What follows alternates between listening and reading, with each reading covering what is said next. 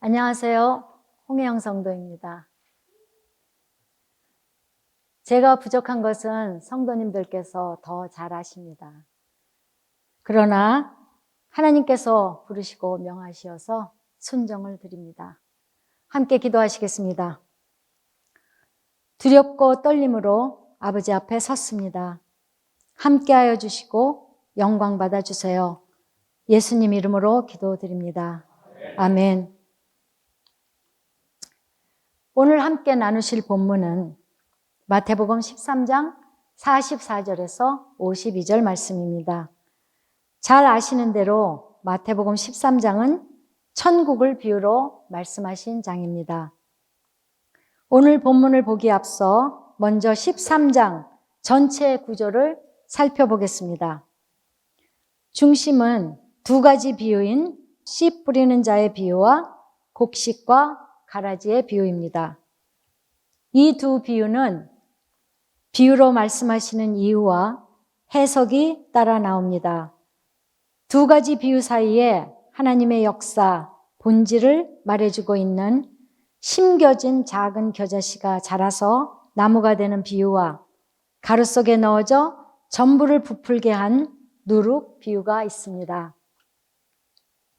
이어서 예수님께서 천국 비유들의 마지막 결론을 맺어주십니다.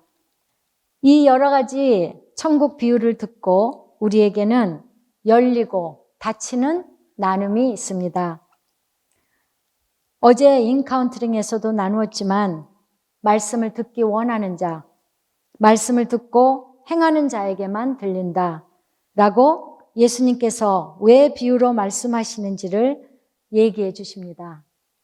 말씀을 듣고도 계속 자기 마음대로의 삶을 사는 자에게는 그저 스쳐가는 말씀이 될 뿐이죠. 또 천국의 비밀, 즉 이 감추인 말씀이 구하고 찾고 두드리는 자에게만 들리는 말씀이기에 비유로 말씀하신다고 합니다. 그 당시 농부, 어부, 장사꾼, 여자 등 서민들의 삶을 배경으로 비유해 주시므로 어떤 지식 수준이 있어야 비유를 알아듣는 게 아니라 귀 있는 자는 들으라 라는 예수님의 가슴이 느껴지기도 합니다. 마치 우리가 아이를 키울 때 엄마 말 좀 제발 들어라, 좀 제발 하는 그런 말이죠. 오늘 이 시간 구차도 하는 우리가 예수님의 이 천국 비유 말씀을 봄으로 또 들음으로 행하는 자 되는 복된 시간 되기를 바랍니다. 먼저 씨 뿌리는 자 비유를 통해 예수님께서는 천국 말씀을 듣고 깨닫는 자와 깨닫지 못하는 자로 나눠 설명해 주십니다. 세상 현상이 실제인 삶을 사는 길가밭, 돌밭, 가시떨기밭은 열매를 맺지 못합니다. 환난, 박해, 염려, 유혹의 말씀이 막히기 때문이죠. 자, 잠시 크게 심호흡을 하시면서 왜 하나님이 이 시간, 이 자리에 우리로 이 말씀을 듣게 하셨는지 그 하나님 아버지의 가슴을 만나는 시간이 되시기를 바랍니다. 아버지의 가슴을 만날 때 비로소 말씀 세계를 누리기 시작하기 때문이에요. 좋은 땅이 되어 100배, 60배, 30배의 결실을 맺어갑니다. 말씀의 열매를 맺는 진짜 나로 피어나겠죠. 그리고 곡식과 가라지의 나눔 비유를 통해 가짜, 즉 겉행위로의 삶뿐인 그리고 무슨 척하며 보이기에 헤어나오지 못하는 말씀의 열매가 없는 종교인의 최후 심판을 말씀해 주십니다. 이제 13장 전체 흐름을 그리시며 오늘의 본문인 44절부터 보겠습니다. 천국은 마치 밭에 감추인 보화와 같으니 사람이 이를 발견한 후 숨겨두고 기뻐하며 돌아가서 자기의 소유를 다 팔아 그 밭을 사느니라. 처음 이 말씀을 들었을 때가 기억납니다. 왠지 그냥 나도 그 보화 살 거야. 나 정말 꼭 그 보화 살 거야 하면서 어떤 성도님에게 얘기하면서 심장이 콩닥콩닥 뛴 적이 있었습니다. 자세히 이 구절을 읽어보니 궁금한 점들이 생깁니다. 먼저 그 당시로 돌아가 보겠습니다. 그 시대에는 은행 같은 것들이 없었으니 돈이나 값진 것들을 땅에 감춰두는 일이 흔했을 것 같아요. 제가 처음 미국에 왔을 때에도 아는 분 중에 캐시를 항아리에 넣고 묻어두는 분이 계셨었어요. 지금 항아리에 돈 감추고 오신 분 계시나요? 보화를 발견한 사람은 남의 밭을 대신 갈아주는 소장농 같은데 당시 율법에는 발견한 사람이 임자다라는 거 없었대요. 뭔가를 발견하면 그 땅의 주인, 즉 밭의 주인이 그 밭에 묻혀있는 모든 것의 주인이라고 합니다. 그래서 이 사람은 보화를 발견한 후에 다시 숨겨두고 즉시 돌아가서 자기 소유를 다 팔아서 보화가 감추어진 밭을 사는 것입니다. 이제 보화는 새 밭 주인인 이 사람의 소유가 된 거죠. 이 사람이 그냥 우연히 보화를 발견한 게 아닙니다. 하나님의 나라의 최상의 가치를 그냥 아무에게나 발견되게 두시겠어요? 감춰진 것만 봐도요. 질문하고 고민하고 관찰한 끝에 어떤 여러 가지의 실행과 경험을 통해 그 간절함으로 만난 깨달음입니다. 세례 요한의 때부터 지금까지 천국은 침노를 당하나니 침노하는 자는 빼앗느니라. 마태복음 11장 12절 말씀입니다. 이 발견의 결과로 자기의 소유를 다 팔아 밭을 산다고 나옵니다. 물론 다 판다 해서 아예 세상 것을 가지지 말아라 하는 말씀이 아닙니다. 세상 것은 더 이상 지킬 가치가 아님을 말씀해주고 있죠. 희생을 말씀하시는 것이 아니라 비유라는 것입니다. 생존과 사람에게 보이기에 붙들리면 복된 약속을 가진 우리를 배설물로 채우기 때문입니다. 미켈란젤로의 다비드상 잘 아시죠? 다비드상 제작의 다른 조각가들은 원래 가진 대리석 두께가 얇아 그 대리석에 다른 대리석을 덧대는 것을 생각하고 있을 때 미켈란젤로는 원래 대리석만으로 다비드상을 멋지게 완성하였습니다. 그래서 후에 어떻게 그럴 수 있었느냐는 질문에 대리석에서 다비드가 아닌 것을 떼어낸 것뿐이다 라며 다비드가 아닌 것을 없애고 나니 다비드가 되었다라는 명언을 남겼습니다. 짐자를 발견한 순간 그 절대적 가치 앞에 짝퉁, 계급장 수십 개가 무슨 가치가 있을까요? 그 소유가 나라고 믿었던 거짓 가치를 자연스럽게 버리게 되겠죠. 비로소 배설물로 여겨질 테니까요. 마치 제자들이 모든 것들을 버려두고 예수님을 따르는 것과 같이요. 45절. 또 천국은 마치 좋은 진주를 구하는 장사와 같으니 극히 값진 진주 하나를 발견하며 가서 자기의 소유를 다 팔아 그 진주를 사느니라. 좋은 진주를 갈구하는 하나님의 가슴을 만납니다. 앞절에 다 팔아의 뜻과 다르게 사랑의 노예됨으로 해석되는 여기 다 팔아는 너무 사랑하기 때문에 자기 존재를 종처럼 내어준다는 뜻의 다 팔아입니다. 어떤 관계가 생각나세요? 한 성도님께서 자신의 몸까지 주셔서 우리를 죄에서 구원하신 사랑이라고 나눠주셨습니다. 저는 이번 말씀을 준비하며 이 구절에서 십자가의 사랑을 만났습니다.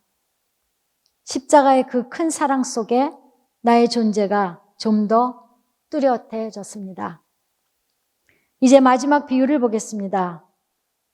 또 천국은 마치 바다에 치고 각종 물고기를 모으는 그물과 같으니 그물에 가득함에 물가로 끌어내고 앉아서 좋은 것은 그릇에 담고 못된 것은 내버리느니라.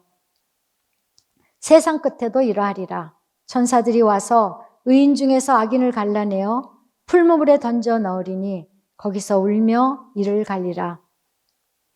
곡식과 가라지가 함께 섞여 자라다가 추수 때 나뉘듯이 세상 끝에는 종교 안에 종교인들이 나누어진다고 말씀하십니다. 천국을 소유한 자와 세상의 허물을 소유한 자로 나누게 되는 것이지요. 41절에서도 이 세상 끝의 나눔에 대해 같은 맥락으로 말씀해주고 계십니다. 인자가 그 천사들을 보내리니 그들이 그 나라에서 모든 넘어지게 하는 것과 또 불법을 행하는 자들을 거두어내어 풀무불에 던져 넣으리니 거기서 울며 이를 갈게 되리라. 그럼에도 에고는 이 진실을 듣고 알지만 두렵습니다. 이 백성들의 마음이 완악하여져서 그 귀는 듣기에 둔하고 눈은 감았으니 이는 눈으로 보고 귀로 듣고 마음으로 깨달아 돌이켜 내게 고침을 받을까 두려워함이라. 51절 이 모든 것을 깨달았느냐 하시니 대답하되 그러하오이다. 이 모든 것은 예수님이 말씀하신 천국 비밀입니다. 창세부터 감추인 생명길입니다. 바로 십자가입니다. 천국 비밀을 깨달았으면 이제 십자가를 살아라, 누려라 말씀하십니다. 십자가를 지라고 하니 두렵고 힘들게 느껴질 때가 있었습니다. 그런데 이제는 내가 육체로 하루하루 나에게 주어진 삶을 받아들이며 살아가는 게 십자가를 사는 길임을 알고 감사로 누리기 시작했습니다. 나의 조건이나 상황이 좋아져야 하는 것이 아니라 하나님의 섭리를 그대로 수용하고 신뢰하게 되는 거죠. 결론 말씀입니다. 예수께서 이르시되 그러므로 천국의 제자된 서기관마다 마치 새 것과 옛 것을 그 곳간에서 내오는 집 주인과 같으니라. 말씀을 이해하는 사람이 아닌 행하는 사람, 내 마음대로가 아니라 아버지의 뜻대로 행하는 사람이 천국의 주인이 됩니다. 마태복음 7장 21절부터 말씀하셨죠. 나더러 주여 주여 하는 자마다 다 천국에 들어갈 것이 아니요 다만 하늘에 계신 내 아버지의 뜻대로 행하는 자라야 들어가리라.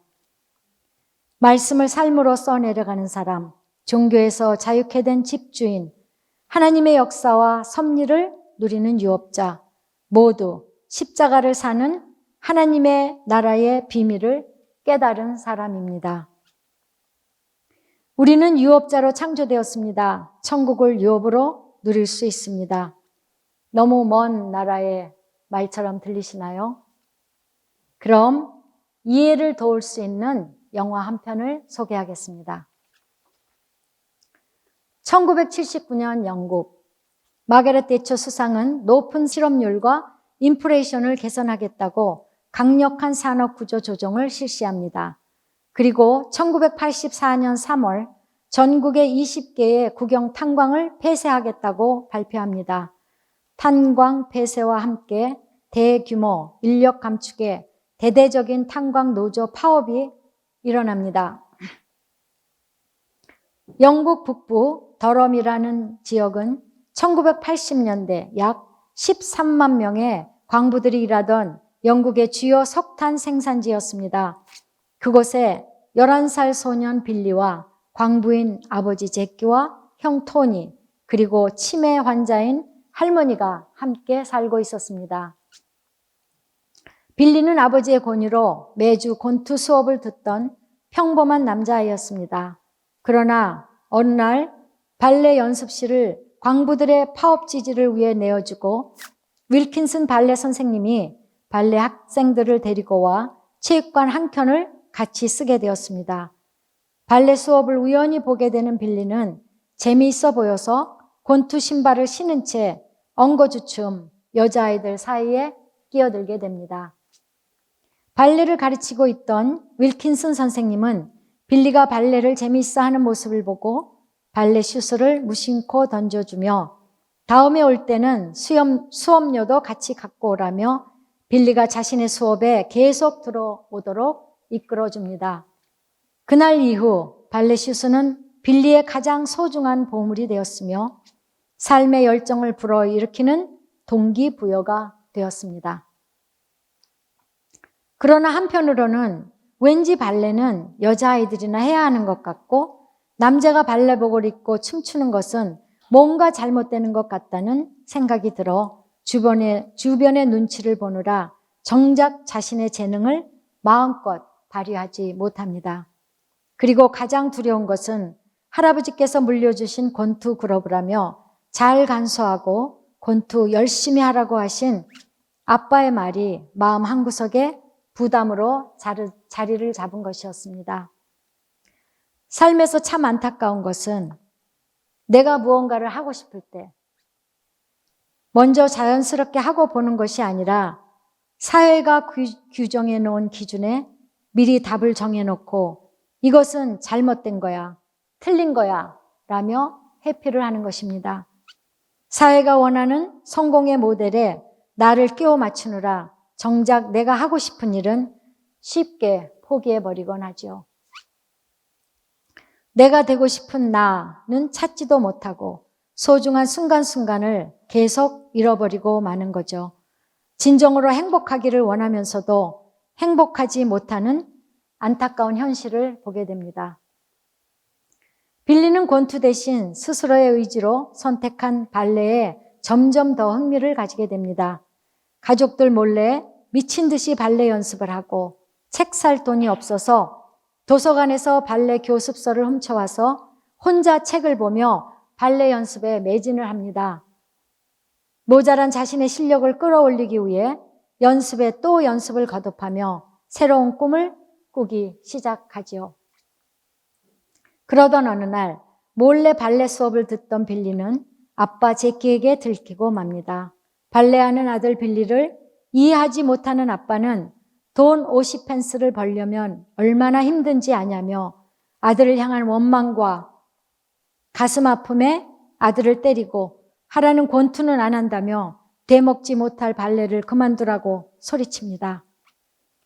빌리는 아빠가 밉다며 소리치며 뛰어나와 윌킨슨 발레 선생님한테 달려가 자신이 뭘 잘못하고 있느냐며 하소연합니다.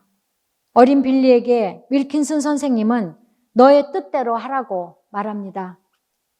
돈이 걱정이라면 레슨비는 받지 않겠다고도 했죠. 어느 날 빌리의 재능을 본 윌킨슨 선생님은 몰래 1대1로 레슨을 해줄 테니 런던 로열 발레 학교 입학 오디션을 보는 게 어떻겠냐며 제안을 하지만 아빠가 알면 안 된다고 거절합니다. 자신의 꿈을 가족들에게는 숨겨야만 하는 비밀이 되었습니다.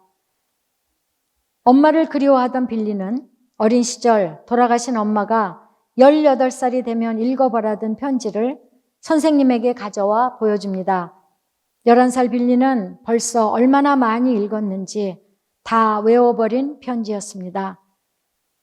언제나 너와 함께 있단다. 잊지 마. 영원히 사랑한다. 엄마가. 빌리의 마음을 느낀 발레 선생님은 몰래 입학 오디션을 위한 연습을 시켜줍니다. 그러나 언제 끝날지 모르는 파업이 장기화되는 상황에서 빌리는 광부인 아버지와 형 모두 파업에 참여하고 있어 자신의 꿈을 쉽게 지원해 줄 수 없는 상황임을 잘 알고 있습니다. 선생님과 둘이 몰래 가려던 오디션을 하루 앞둔 날 형 토니가 파업 시위 중 경찰에게 연행되는 일까지 발생하여 결국 빌리는 첫 오디션 기회를 놓치고 말죠. 하지만 빌리의 잠재력을 알아보고 계속 노력하게 해준 윌킨슨 선생님은 포기하지 않았습니다. 발레리논을 꿈꾸는 빌리의 열정을 무너뜨리고 싶지 않아서 결국 집으로 찾아가 아버지와 형을 설득하지만 가족들의 완강한 반대에 부딪힙니다. 그렇게 빌리는 그 사이에서 괴로워합니다. 그러던 크리스마스 날 아빠는 빌리가 즐겨 치던 아내의 유품인 피아노를 부셔서 땔감으로 씁니다. 그리고 가족들이 모여 식사를 하던 중에 아빠는 눈물을 흘리고 맙니다. 돈은 점점 없고 죽은 부인이라면 어떻게 했을까?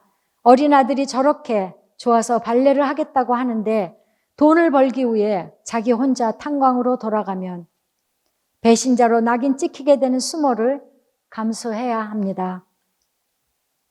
눈앞에 놓인 현실적 상황에 대한 아픔과 스스로에 대한 죄책감이 자신을 더 힘들게 했습니다. 그날 밤 빌리는 집을 나와 친구와 함께 체육관에서 발레 연습을 하고 있었습니다. 그런데 그곳으로 갑자기 아빠가 찾아옵니다. 혼이 날 줄 알았지만 빌리는 용기를 내어 자신의 온 열정을 쏟아부어 아버지 앞에서 자신의 춤을 선보입니다. 자신이 너무나 좋아하는 춤을 아빠 앞에서 신명나게 춥니다. 빌리의 춤을 본 후 아빠는 아무 말 없이 뛰쳐나가 버립니다. 체육관을 나온 아빠는 그 길로 윌슨 선생님을 찾아가 앞으로 내 아들의 앞날은 내가 책임지겠다고 말을 남기고 윌킨슨 선생님 집을 나섭니다. 결국 함께 파업했던 동료들을 배신하고 노조를 탈퇴해 광산으로 향하게 되는 아빠. 그리고 그 모습을 보게 되는 형 토니는 아빠에게 달려가 동료들을 배신하면 안 된다며 아빠를 설득하려 합니다. 그러나 아빠는 우리 꼴 좀 봐. 어린 빌리의 꿈을 망가뜨릴 수는 없잖니? 아빠는 빌리의 꿈을 같이 응원하자며 서로 부둥켜 안고 통곡합니다. 그 일 이후 윌킨슨 선생님, 아버지, 형, 할머니, 친구들까지 모두가 빌리의 꿈을 응원하게 됩니다. 아빠는 마지막 아내의 유품인 반지를 팔아 경비를 마련하고 드디어 빌리는 아빠와 함께 런던으로 입학 시험을 보러 가게 됩니다. 빌리의 로얄 발레 학교 입학 오디션 장면을 함께 보시겠습니다.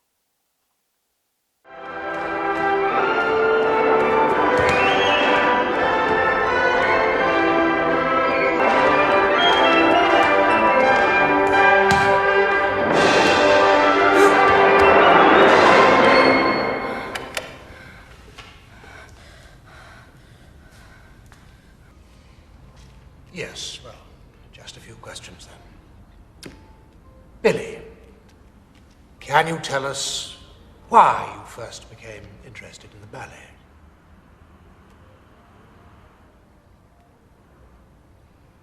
Dunno. Just was. Well, was there any particular aspect of the ballet which caught your imagination? The dancing? He dances all the time, every night after school. Yes, well, we have a very enthusiastic letter from Mrs. Wilkinson, and she has told us of your personal circumstances. Well, in that case, we shall let you know in due course.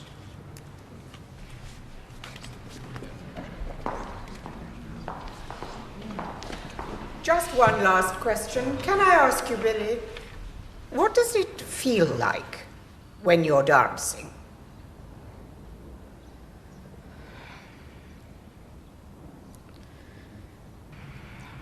Sort of feels good.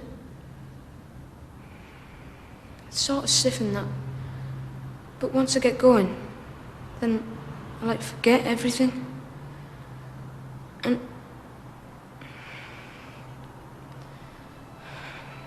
sort of disappear. Sort of disappear. Like I feel a change in my whole body. And like there's fire in my body. Just there. Flying. Like a bird.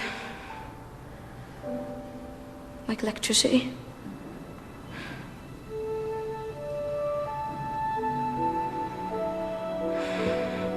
Yeah. Like electricity. Have a safe journey home. 심사위원회 춤출 때 어떤 느낌이 들지? 라는 질문에 우리 자신이 하는 일의 본질에 대해서 다시 한번 생각하게 합니다.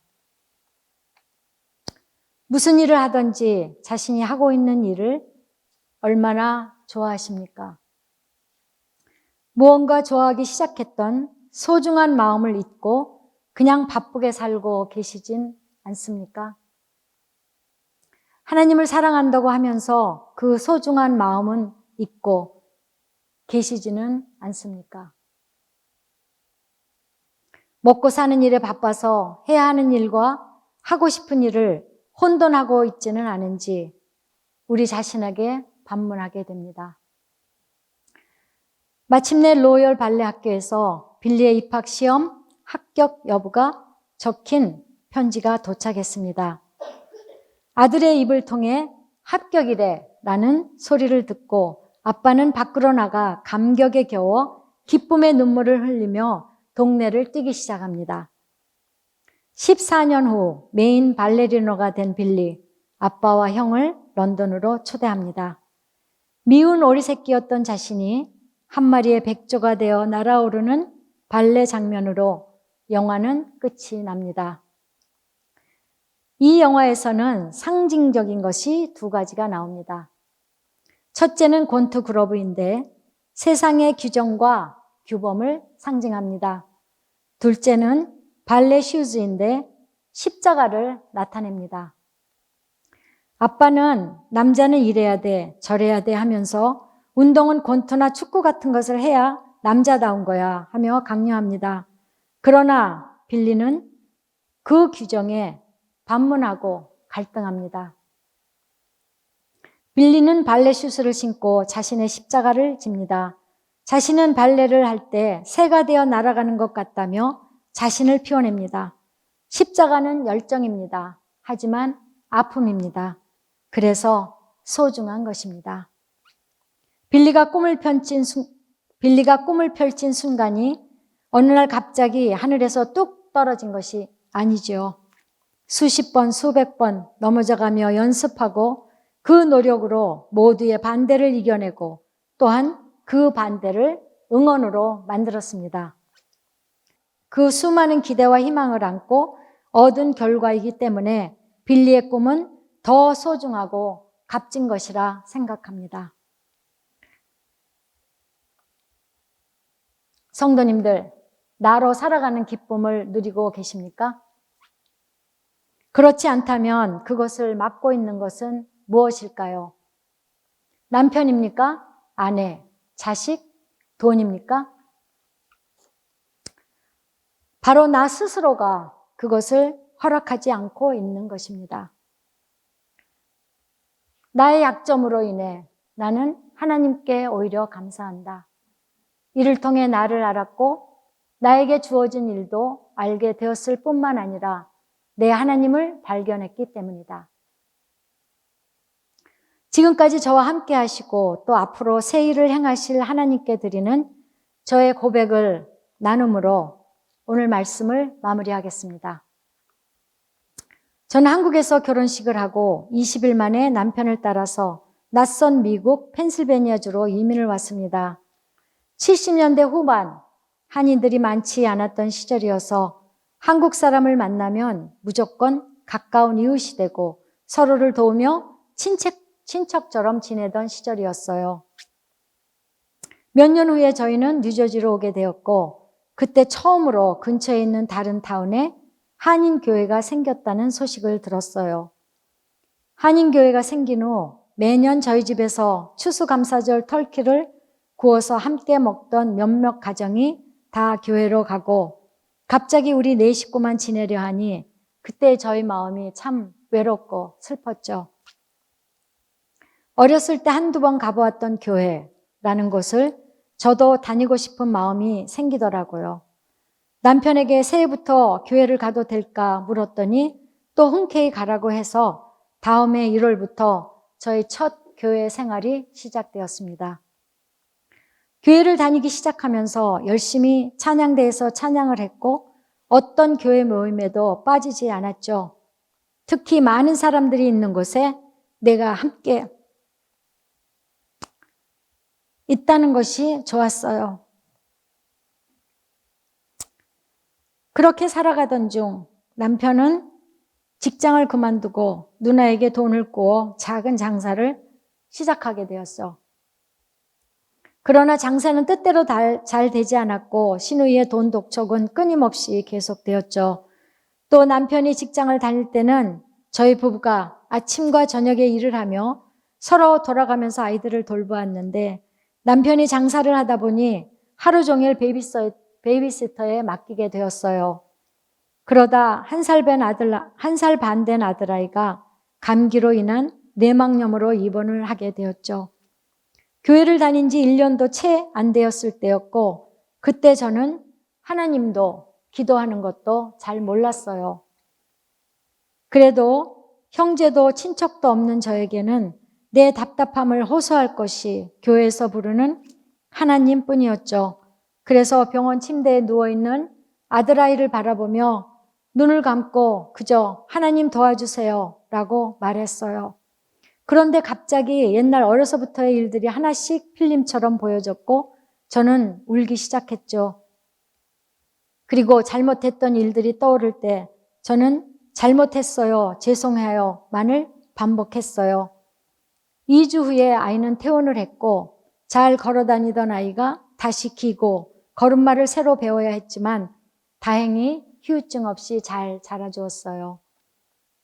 미국에 와서 둘이 직장 생활을 하면서 시간을 나눠가며 아이들 키울 때는 큰 돈을 벌진 못했어도 걱정 없이 살다가 남편이 장사를 시작하면서 오히려 돈에 시달리고 바쁜 삶에 시달리다 보니까 저희 부부에게 다툼이 시작되었어요.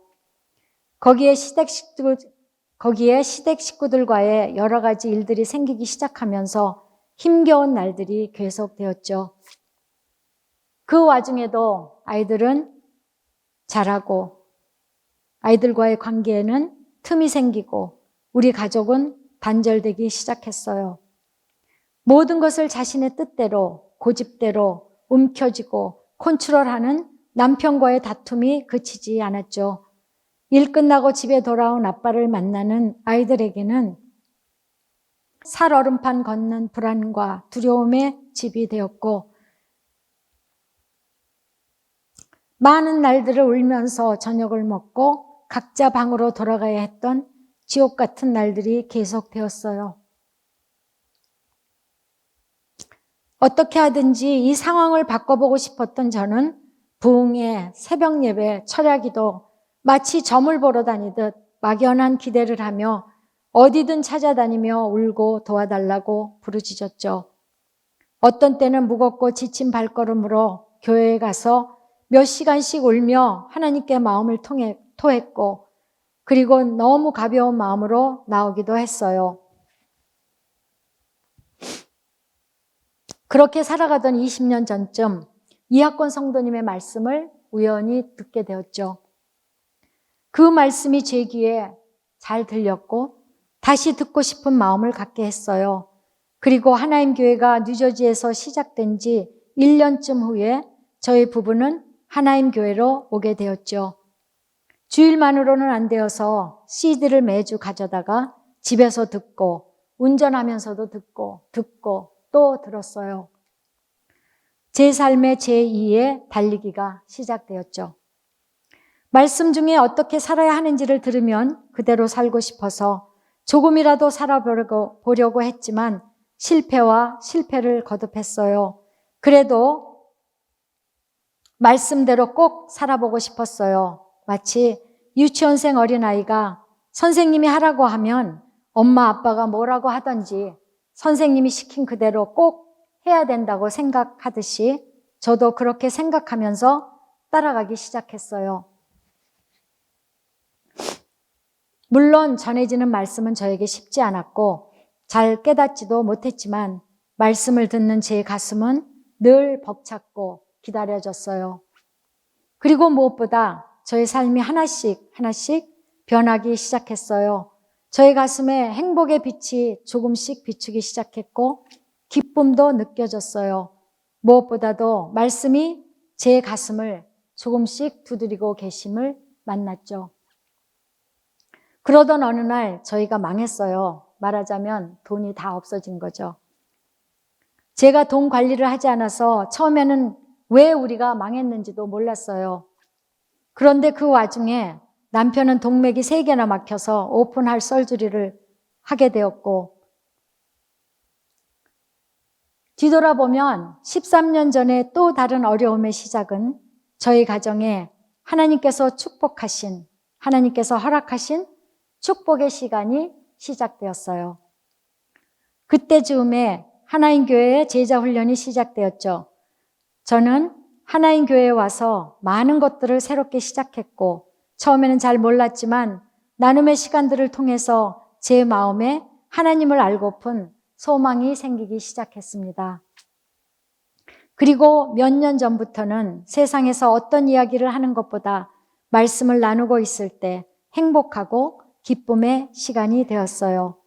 그리고 내가 가야 할 길은 오직 한 길, 말씀을 함께 나누는 길벗들과 함께 말씀에 순종하며 사는 길이구나 라는 가슴에 눈이 떠지기 시작했죠. 그리고 어느 순간 내가 그 캄캄했던 그 캄캄한 터널을 나와 있네 하며 보게 하셨어요. 많은 아픔의 시간들 속에서 혼자였다는 외로움의 아픔을 늘 안고 살았는데, 그 시간에도 하나님이 나와 함께 계셨었구나 가 제 마음에 느껴지는 순간을 만나면서 저는 치유되기 시작했어요. 갖고 있던 미움, 죄책감, 불안, 두려움, 슬픔, 아픔, 남편 탓이 처음으로 자연스럽게 쓰러지기 시작했어요. 그리고 무슨 일이든 닥치면 이제 하나님께 기도하면 되는데 라는 담대한 마음이 들었어요. 그러다 보니 저와 가족의 관계가 회복되기 시작했죠. 우선 엄마와의 길었던 힘든 관계가 많이 회복되었어요. 엄마와 둘이 살던 어린 시절, 더 이상 내려갈 곳이 없었던 그 시절, 엄마의 분노와 아픔과 슬픔은 고스란히 어린 제가 다 받았어야 했어요. 그 아픔들은 오랜 세월 저의 삶을 흔들어 놓았지만 이제 엄마의 손톱과 발톱을 깎아드리면서 휘어지고 부러져 제대로 붙지 못한 손가락을 보며 어려서부터 부모 형제 없이 사랑받지 못하고 사셨던 엄마의 어린 시절의 삶이 얼마나 힘드셨을까 하는 마음에 미워했던 마음이 쓰러지고 오히려 미안하고 가엾은 마음이 들어 한 번씩 안아드리곤 합니다. 아이들하고의 관계도 많이 회복되었습니다. 아팠던 날들이 많이 지났으나 아직 딸아이의 가슴에 슬픔이 많이 남아있었던 것을 제가 알지 못했던 어느 날 딸에게서 가슴 무너지는 소리를 들었어요. 얼마 동안이 될지 모르겠지만 엄마와 가족들을 보고 싶지 않다는 거예요. 말로는 제 가슴의 말을 어떻게 설명할 수 없어서 아버지께서 도와주시기를 간절함으로 기도하며 영어 사전에서 단어들을 찾아가며 편지를 썼어요. 1번 보내고 2번 보내고 어떻게 내 가슴의 말을 다 표현해서 전해줄 수 있을까 하는 마음으로 3번째 편지를 보냈을 때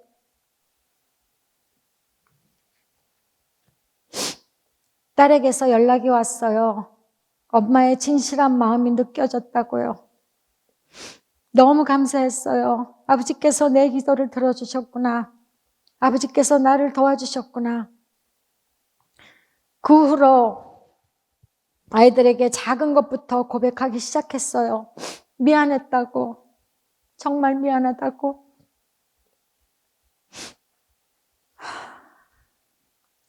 남편과의 관계도 많이 좋아졌죠. 저희 가족을, 남편은 참 오랜 세월 제가 미워했던 사람이죠.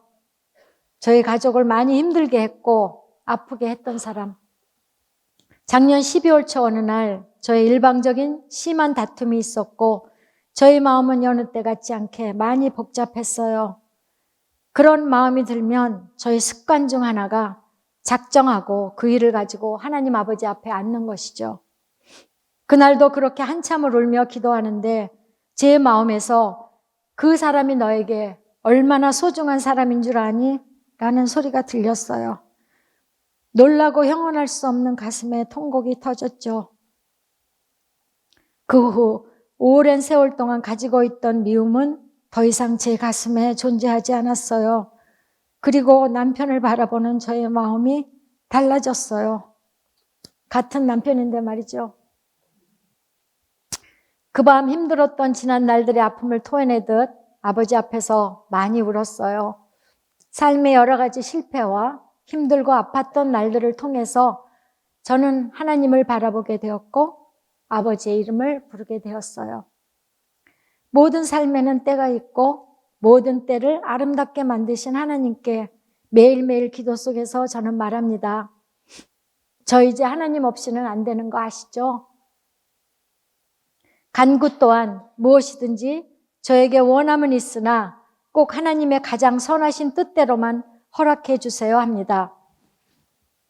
왜냐하면 나의 뜻대로 원함대로 행했던 모든 일들이 실패로 끝날 때가 너무 많았거든요.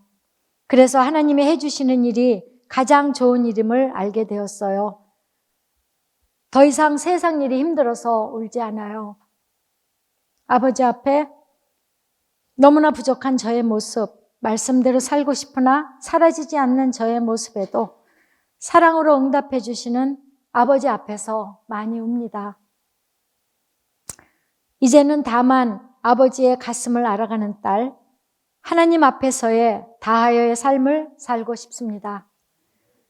앞으로의 제 삶이 하나님이 전부가 되시는 순간까지 하루하루 주시는 삶을 받아들이며 오늘도 내 삶에 새 일을 행하실 하나님 안에 나를 만나는 여정의 삶을 살아갈 것입니다. 함께 기도하시겠습니다. 말씀 안에서 생명을 살라고 명하신 아버지, 갈 바를 알지 못하고 불확실성으로 나아감의 길은 오직 신뢰와 사랑의 길입니다. 말씀 안에서 구하고 찾고 두드림으로 선한 싸움을 싸우고 달려갈 길을 마치고 부르시는 그날까지 믿음을 지켜 생명을 피우는 삶을 살게 하소서. 예수 그리스도의 이름으로 기도합니다. 아멘.